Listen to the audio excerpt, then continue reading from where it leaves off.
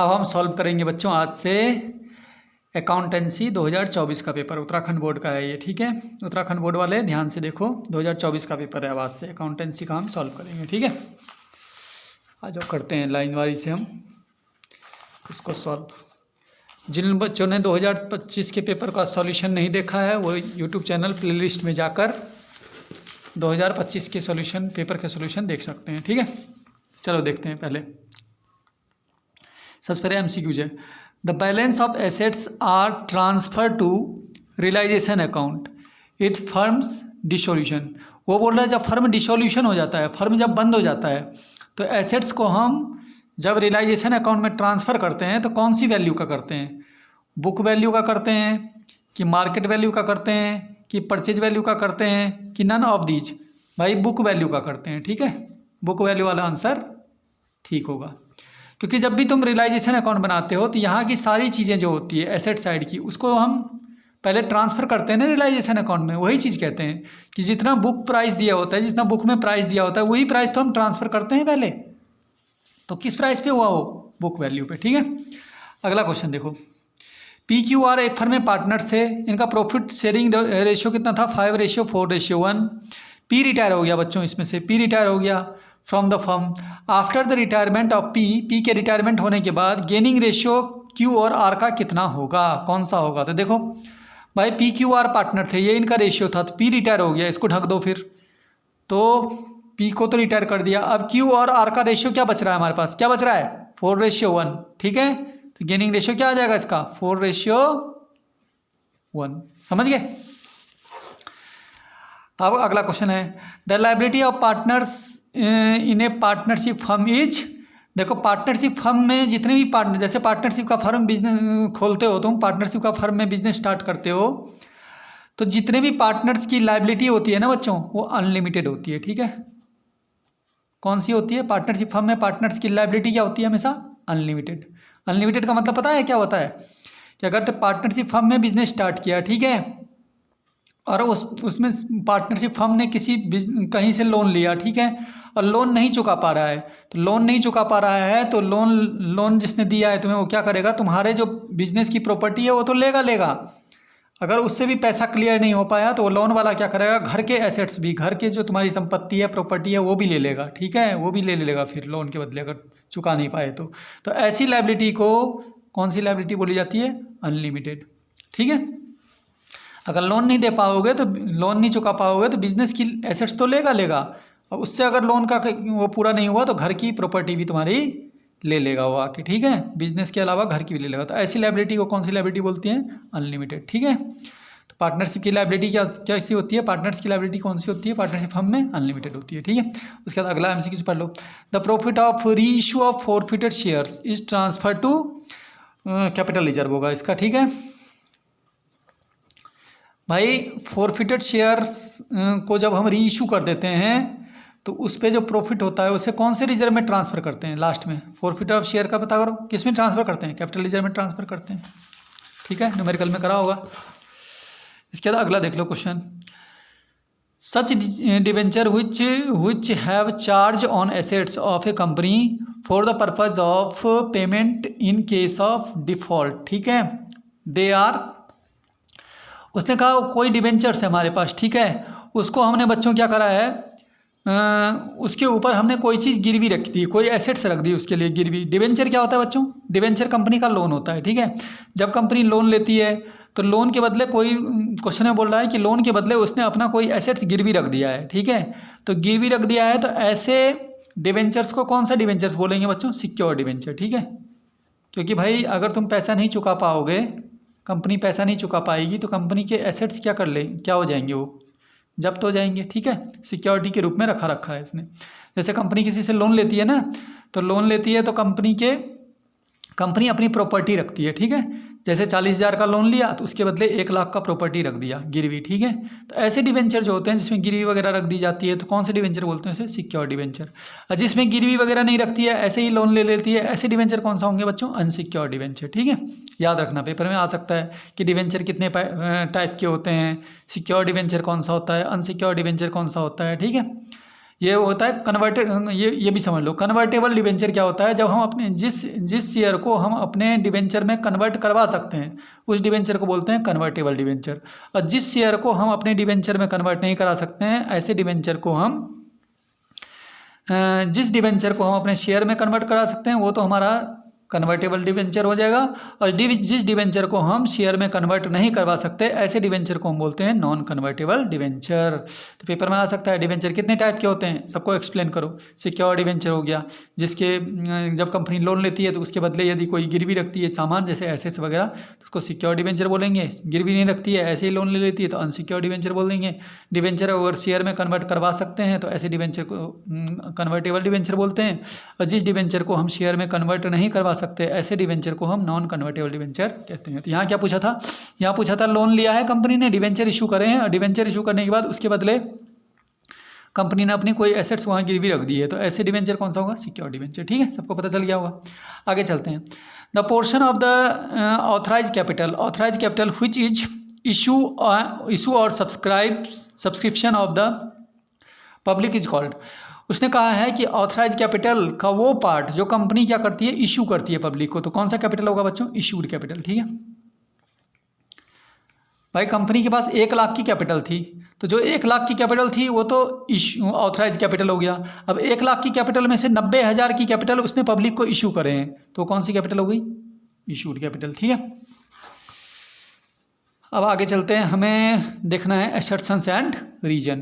तो assertion and reason के option तो ये दे रखे हैं, पहले तुम्हें एसर्शन पढ़ने पड़ेंगे, रीजन पढ़ने पड़ेंगे, उसके बाद हम उसके हिसाब से आंसर्स करेंगे उसका। ठीक है, देखो सबसे पहले एसर्शंस पढ़ते हैं। क्या बोला है, ए partnership firm can have a maximum of 50 member. True है ये बच्चों। ठीक है, पार्टनरशिप फर्म में मैक्सिमम मेंबर कितने होते हैं, मैक्सिमम मेंबर कितने होने चाहिए, 50, और कम से कम मिनिमम कितने होने चाहिए, 2। तो ये मैक्सिमम मेंबर 50 बोल रहा है, सही है, फिर एसर्शन तो ठीक है। अब maximum limit of partnership prescribed in Indian partnership act 1932।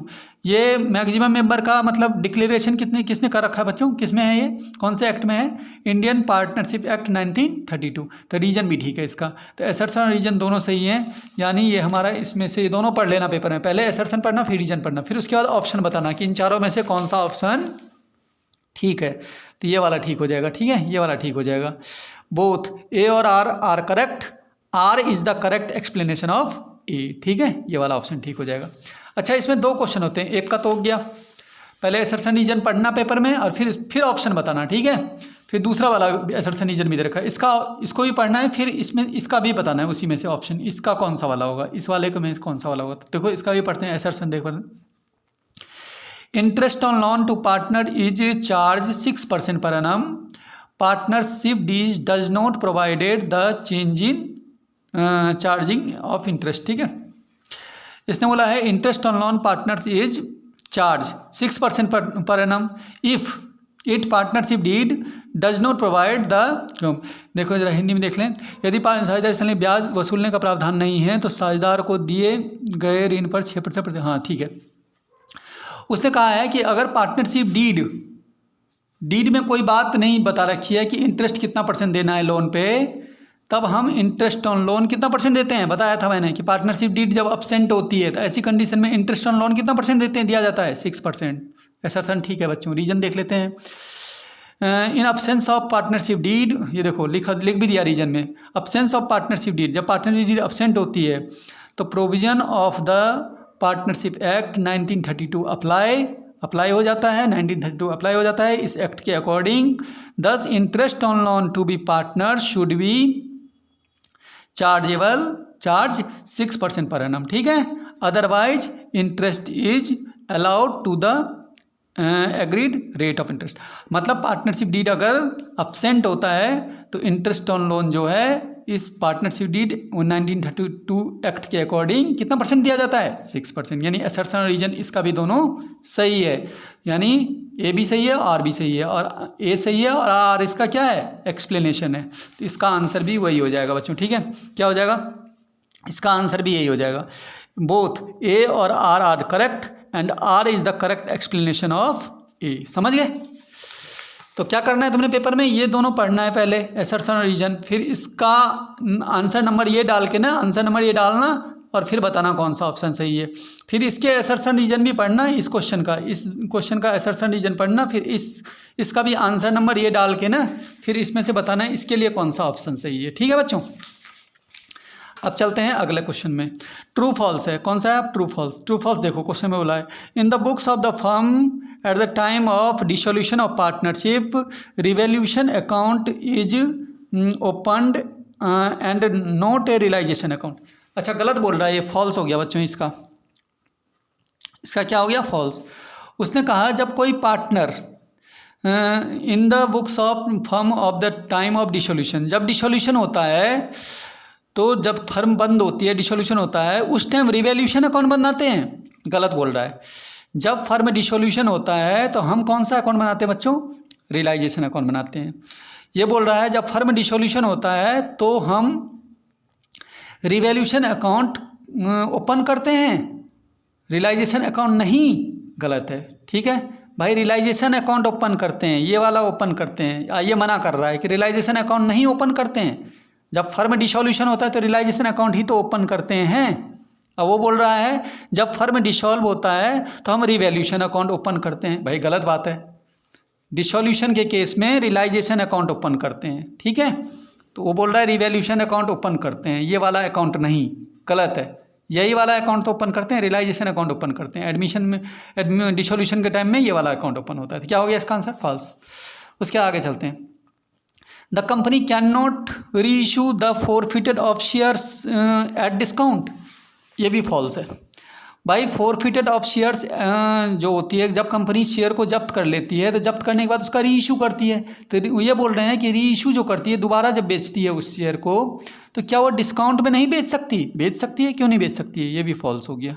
क्योंकि तुमने देखा होगा कि जो शेयर होता है, जैसे एक शेयर का रेट 10 रुपये होता है शुरू में। अब जब किसी के शेयर कंपनी जब्त कर लेती है तो बाद में 9 रुपये के हिसाब से नहीं बेचती क्या इसको? तो बेच रही है ना डिस्काउंट में। तो ये बोल रहे हैं क्या वो नहीं बेच सकती? द कंपनी कैन नॉट री issue the forfeited of share at discount, मतलब कैन नॉट री इशू नहीं कर सकती, वो बेच नहीं सकती डिस्काउंट में। क्यों नहीं बेच सकती है? बेच तो रही है। देखो 10 का शेयर कितने में बेचा उसने? 9 में। डिस्काउंट में बेच तो रही है। तो कैन नॉट बोल दिया, नॉट वाले क्वेश्चन ये फॉल्स हो गया, ये भी फॉल्स हो गया। ठीक है बच्चों, आगे चलते हैं। What is the called off part of capital which is called up only A winding of a company.